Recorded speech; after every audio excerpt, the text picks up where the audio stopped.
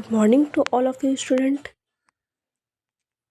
Bihar DElEd परीक्षा जो कि अगले महीने स्टार्ट होने वाले हैं, हिंदी के कुछ महत्वपूर्ण प्रश्न हैं जो आपके सामने हैं, जो परीक्षा में इससे बहुत ही ज़्यादा क्वेश्चन लड़ते हैं। आइए देखते हैं।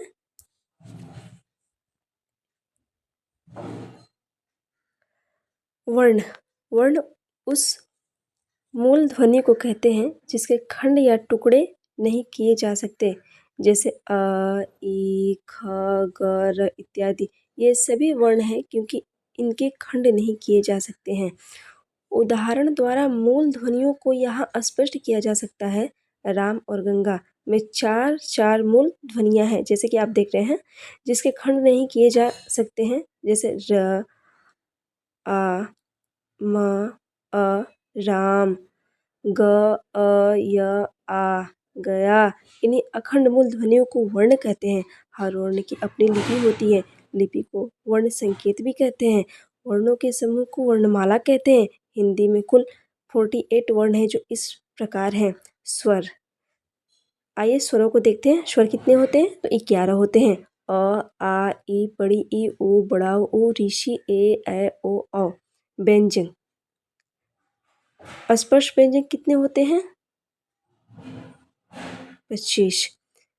क वर्ग के व्यंजक क से अंग तक, क, ख, ग, घ, अण। च वर्ग के व्यंजक जो है वो च, छ, ज, छ, ञ। ट वर्ग के व्यंजक ट, ठ, ड, ढ, अण। त वर्ग के व्यंजक त, थ, द, ध, न। और प वर्ग के व्यंजक है प, फ, ब, भ, म। ये है हमारे स्पर्श व्यंजन। अंतष्ट व्यंजन जो कि है यहाँ य, र, ल, व। और उष्ण व्यंजन स, स, ह। ये चार चार हैं और दो हैं अड़ और ढ। दो अनुस्वर जो विसर्ग अयोगवाह उसे कहते हैं। वर्णों के भेद, वर्णों के दो प्रकार हैं, स्वर वर्ण और व्यंजन वर्ण। स्वर वर्ण भावेल जिन्हें कहते हैं। स्वर उन वर्णों को कहते हैं जिनका उच्चारण किसी दूसरे वर्ण की सहायता के बिना होता है। इसके उच्चारण में कंठ तालु का उपयोग होता है, जीभ होठ का नहीं। ये दो प्रकार के होते हैं मूल स्वर। आइए मूल स्वरों को देखते हैं। अ, आ, ई, बड़ी ई, उ, बड़ा उ, ए, ओ, ऋषि। संयुक्त स्वर, संयुक्त स्वर में ए को अ प्लस ए और ओ को अ प्लस ओ। ठीक है। मूल स्वरों के दो भेद हैं, हस्य और दीर्घ। हस्य स्वरों को आइए देखें। अ, ई, उ, ऋषि के उच्चारण में कम समय लगता है। दीर्घ स्वरों को देखते हैं। आ, ई, उ, ए, ओ, औ के उच्चारण में दोगुना समय लगता है। व्यंजन वर्ण, व्यंजन उन वर्णों को कहते हैं जिनके उच्चारण में स्वर वर्णों की सहायता ली जाती है, जैसे क। क में क्या आ रहा है? क, अ। ख में अ, तो ये किसकी सहायता ले रहा है? तो वर्णों की सहायता ले रहा है। ग में ग, अ, ग, अ हो रहा है, तो ये किसकी सहायता ले रहा है? तो वर्णों की सहायता ले रहा है। छ में छ, अ। छ में छ, अ, त, थ, द, भ, म इत्यादि। क से विसर्ग अ तक सभी वर्ण व्यंजन हैं। हर एक व्यंजन में अ स्वर की ध्वनि मिली या छिपी हैं, जैसे क में क और अ। ठीक है, तो क बन गया। ग में ग और अ तो ग बन गया। प में प और अ तो प बन गया इत्यादि। इनके तीन भेद हैं। कितने भेद हैं? तो तीन, स्पष्ट, अंतस्थ और उष्म। स्पर्श व्यंजन को देखें। स्पर्श व्यंजन क वर्ग, च वर्ग, ट वर्ग, त वर्ग और प वर्ग हमने ऊपर ही बताया था आपको। इसको क्या बोलते हैं? तो स्पर्श व्यंजक बोलते हैं। और अंतस्थ व्यंजन चार है, य, र, ल, व। उसमें व्यंजन भी है चार, स, स, स, ह। इन सारे व्यंजनों को व्यंजक गुच्छ के रूप में ऊपर दिखाए गए हैं।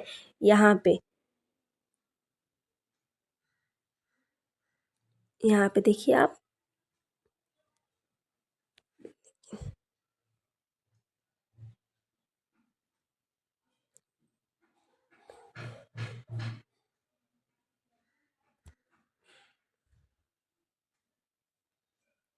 देखिए यहाँ पे मैंने मिटा दिया है क्योंकि फिर पढ़ नहीं पाएंगे। इन सारे व्यंजनों को व्यंजन गुच्छ के रूप में ऊपर दिखाया गया है। यहाँ पे देखिए, आप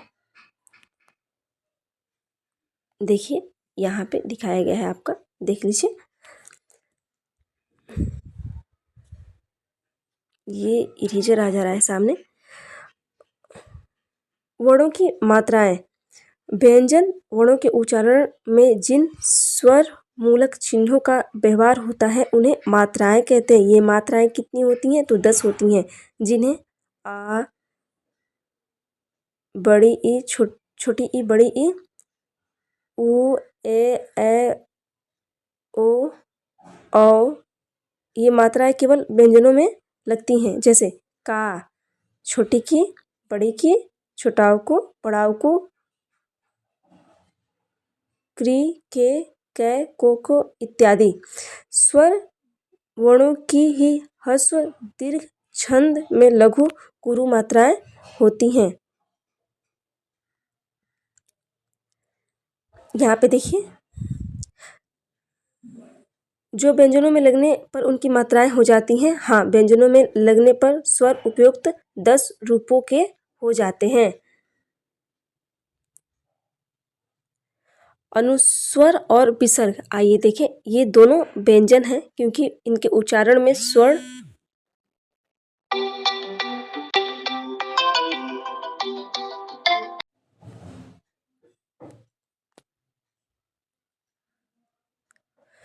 ये दोनों व्यंजन हैं क्योंकि इनके उच्चारण में स्वर्ण वर्ण मिला रहता है। जैसे अ, अंग, अ और अह। ये अयोग्य वाह है इसलिए कि ये स्वर के बाद में किंतु स्वर से अलग अयुक्त लिखे या बोले जाते हैं। अंग और अह। हिंदी में विसर्ग का व्यवहार अधिकतर नहीं होता। कुछ ही स्वरों और स्वर वाले व्यंजनों में विसर्ग लगाए जाते हैं, जैसे अह, अतः, दुख इत्यादि। ऐसे वर्ड को अयोग्य वाह व्यंजन स्वर बोलते हैं। सॉरी, अणा और ढ ये हिंदी के दो अतिरिक्त ट वर्गीय व्यंजन हैं।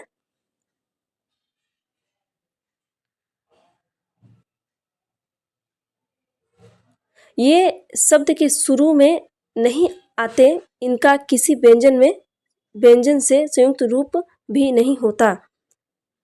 यहाँ पे देखिए, संयुक्त व्यंजन।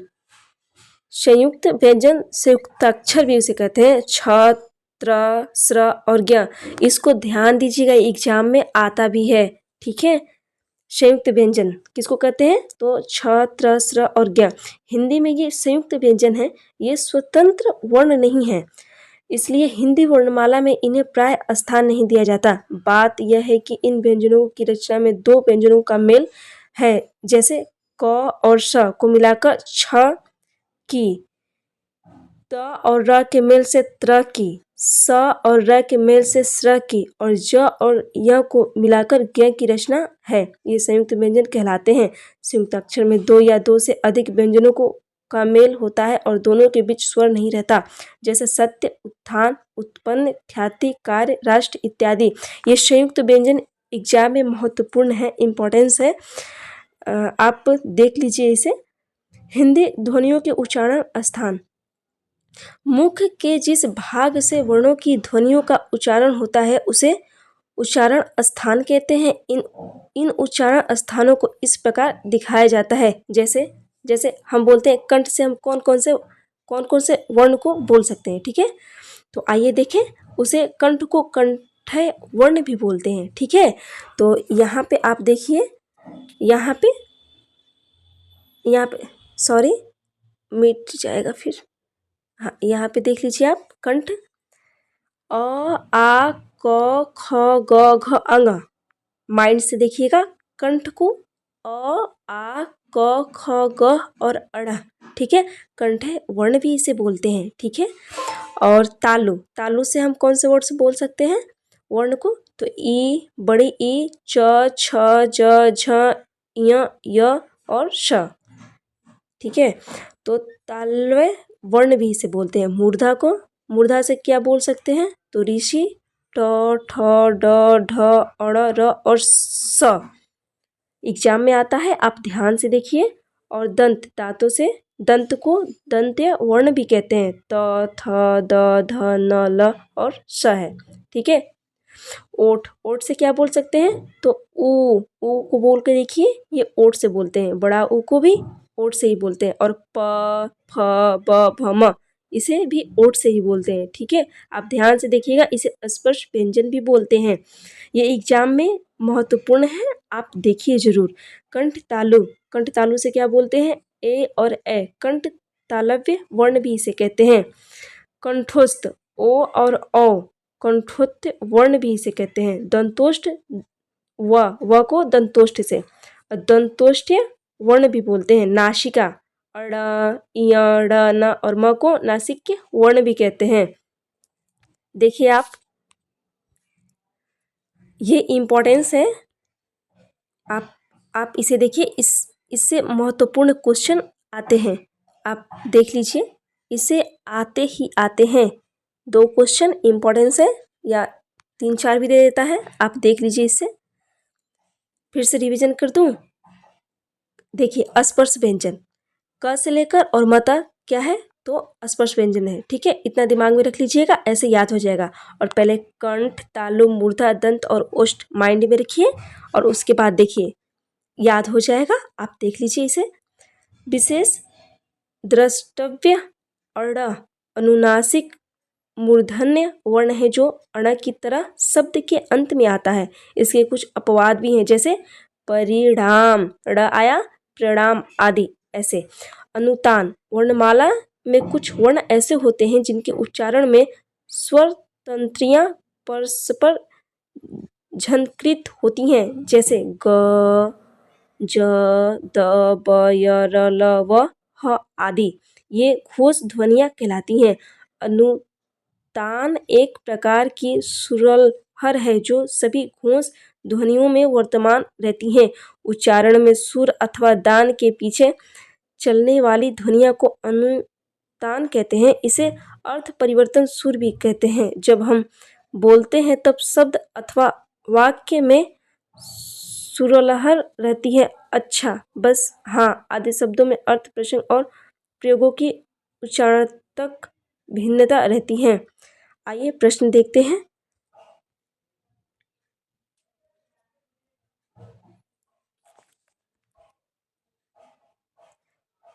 कुछ टॉपिक है, आप ये देख लीजिए, ये ठीक है। यहाँ से स्वर कितने होते हैं? तो 11। अंग और अह को क्या बोलते हैं? अयोग्यवाह स्वर। और यहाँ पे आप देख लीजिए इसको, ये भी आते हैं, थोड़ा सा देख लीजिए इसे। अब आइए क्वेश्चन बनाते हैं।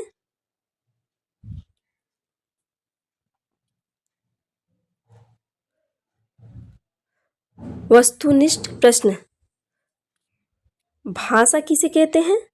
देखिए, ध्वनि, ध्वनि किसे कहते हैं? भाषा की लघुत्तम इकाई को क्या कहते हैं? तो ध्वनि कहते हैं। आपका शी, ठीक है। सॉरी,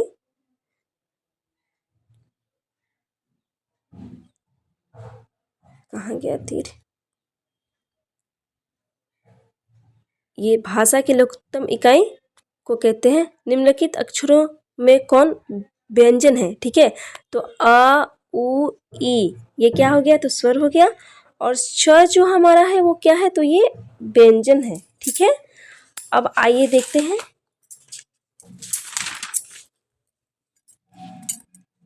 सॉरी,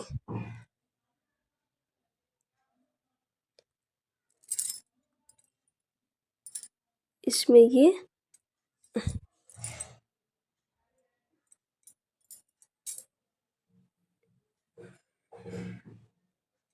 सी पे देखिए आप, और इसमें इसको देखिए,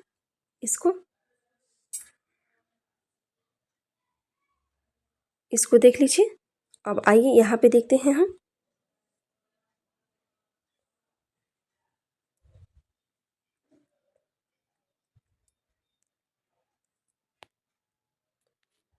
आइए यहाँ देखते हैं। निम्नलिखित अक्षरों में कौन स्वर है? स्वर पूछा है तो ग, छ और प क्या है हमारा? तो ये व्यंजन है। और जो ई है वो क्या है? तो वो ये स्वर है। ठीक है। नगरी वर्णमाला में कितने अक्षर होते हैं? नागरी वर्णमाला में कितने अक्षर होते हैं? तो हमारा 46 होता है। ठीक है। देखिए आप, देखिए 46 यहाँ पे। क से म तक के व्यंजक अक्षरों को क्या कहा जाता है? मैंने ऊपर बताया था, स्पर्श व्यंजन कहा जाता है। ठीक है। य, र, ल, व को कौन सा व्यंजन कहते हैं? तो इसको क्या कहते हैं बताइए आप बताइए। उष्ण व्यंजन मैंने ऊपर पढ़ाया था, ध्यान से देखिए। स ह को कौन सा व्यंजन कहते हैं बताइए आप। इसको हम कहते हैं उष्ण व्यंजक। मैंने सब ऊपर आपको बताया है, देखिए ध्यान से। घ अक्षर व्यंजनों के किस वर्ग में आता है? तो क वर्ग में आता है। अक्षर व्यंजनों के किस वर्ग में आता है? अक्षर व्यंजनों के किस अक्षर में आता है? तो आपका, मैं देखती हूँ, आप देखिए, 1 मिनट रुकिए, मैंने यहाँ पे क्वेश्चन मिटा दिया था। ठीक है, आप देखते हैं। ज,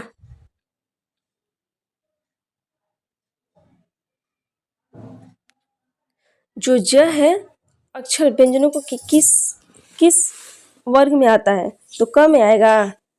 च, छ, ज, च वर्ग में आता है ना, तो बस च पे डालेंगे।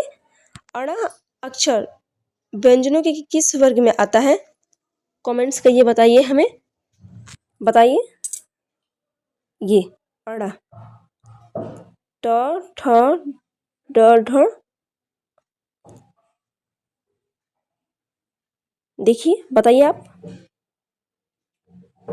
द अक्षर व्यंजनों के किस वर्ग में आता है? तो त, थ, द, त वर्ग में। ठीक है। फ अक्षर व्यंजन किस वर्ग में आता है? तो प और फ। यहाँ पे देख लीजिए आप, यहाँ पे देखिए। निम्नलिखित में किसे वर्ण कहते हैं? वर्ण पूछ रहा है ना, वर्ण किसे कहते हैं बताइए आप। वर्ण अ, द, प और ह क्या हो जाएगा? व्यंजन, वर्ण अ। ठीक है। प्रत्येक व्यंजन वर्ग के 5वें अक्षर को क्या कहते हैं? प्रत्येक व्यंजन वर्ग के 5वें अक्षर को क्या कहते हैं? तो अनुनासिक स्वर कहेंगे, विसर्ग हल नहीं, अनुनासिक कहेंगे। ठीक है। 5वें अक्षर लास्ट वाले को बताया था ना मैंने ऊपर। देखिए, निम्नलिखित में से अनुनासिक का चिन्ह कौन सा है? बताइए आप, मैं ही बताऊं? चलिए यहाँ पे देख लीजिए आप। ठीक है। अयोग्यवाह को अ और अ से। ठीक है।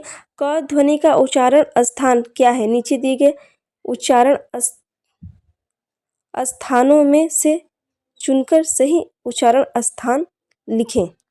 क ध्वनि का उच्चारण पूछा है ना, तो बताइए, कंठ से ही बोलते हैं ना क को, क। तो देखिए, ध्यान से देख लीजिए आप, ध्यान दीजिए।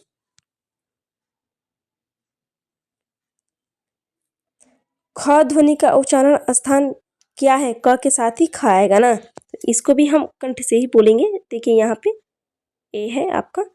अ ध्वनि का उच्चारण स्थान क्या है? अ ध्वनि का बताइए आप। अ को किससे बोलेंगे? कमेंट्स करिए।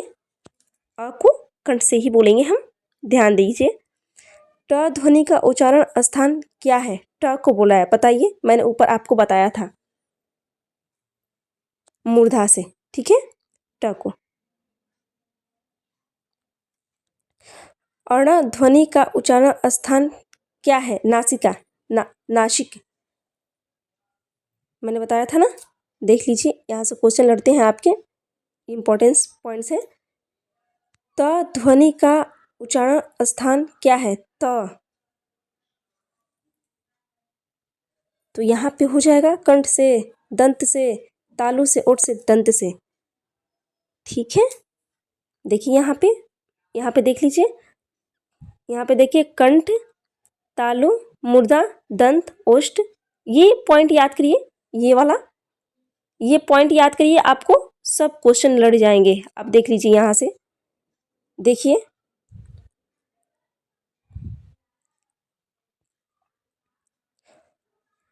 सॉरी, ये तीर कहाँ से आ जा रहा है। देखिए, त ध्वनि का उच्चारण स्थान क्या है? त को, त का ध्वनि उच्चारण स्थान दंत। त के साथ ही तो आता है थ भी।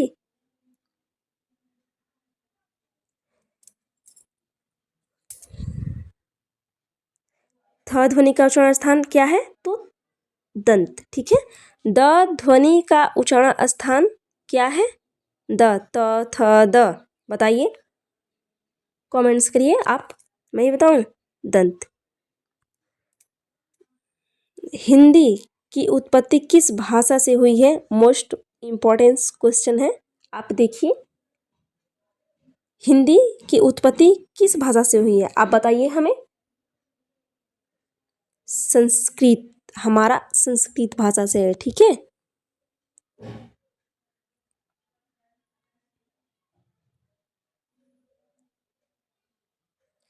प ध्वनि का उच्चारण स्थान क्या है? प ध्वनि का उच्चारण स्थान क्या है? ओष्ठ है। प, फ, ब, भ, म। ठीक है। फ ध्वनि का उच्चारण स्थान, प के बाद ही फ आता है, तो यहाँ पर भी हो जाएगा, ओठ से ही हो जाएगा। ओठ। प, फ, ब भी आता है, किस चीज से आता है? तो यहाँ पर भी ओठ से ही हो जाएगा। प, फ, ब, भ, म जो भी है, म, भ ध्वनि का उच्चारण स्थान भी ओठ ही होगा। य ध्वनि का उच्चारण स्थान क्या है? तालु। य, कंठ तालु, तालु य और र है ना, देखिए ऊपर र भी हो जाएगा, तो तालु से ही होगा। देख लीजिए आप।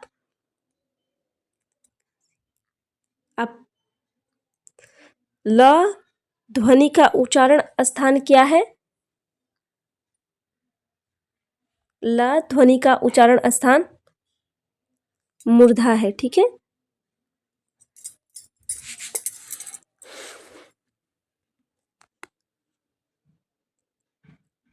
व ध्वनि का उच्चारण स्थान क्या है? तो दंत ओष्ठ है। स ध्वनि का उच्चारण स्थान क्या है? यहाँ पे तालु हो जाएगा। देख लीजिए आप ऊपर। स ध्वनि का उच्चारण स्थान क्या है?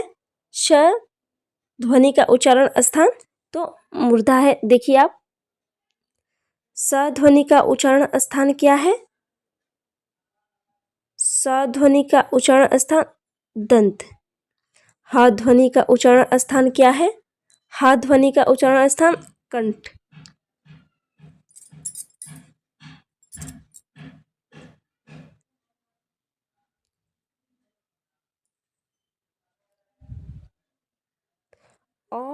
अ या आ ध्वनि का उच्चारण स्थान क्या है? पहले ही है, क्या हो जाएगा? कंठ। उ या उ ध्वनि का उच्चारण स्थान क्या है? तो पता ही है, उ। बताइए। ठीक है। ऋषि ध्वनि का उच्चारण स्थान, ऋषि बार बार एग्जाम में आता है, आप देख लीजिएगा एक बार। मूर्धा है। ई या बड़ी ई ध्वनि का उच्चारण स्थान क्या है? ई और बड़ी ई का उच्चारण स्थान क्या है? तालु। ए या ए ध्वनि का उच्चारण स्थान क्या है? तो यहाँ पे कंठ तालु हो जाएगा। आप देख लीजिए।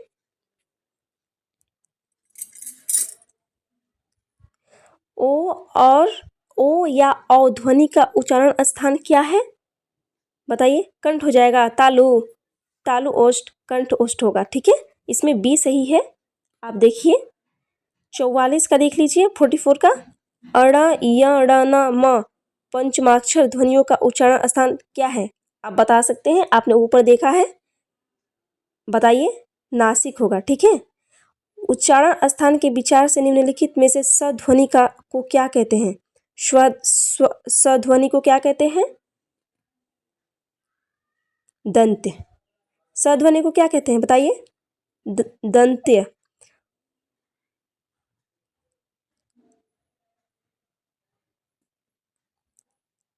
उच्चारण स्थान के विचार से निम्नलिखित में से ख को क्या कहेंगे? ख को कंठे पता ही है, पहले में ही है क ख ग अण।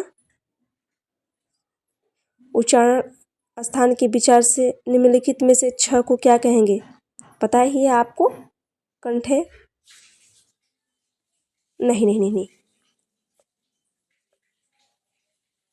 47 का 47 उच्चारण के स्थान पर निम्नलिखित में से छ को क्या कहेंगे?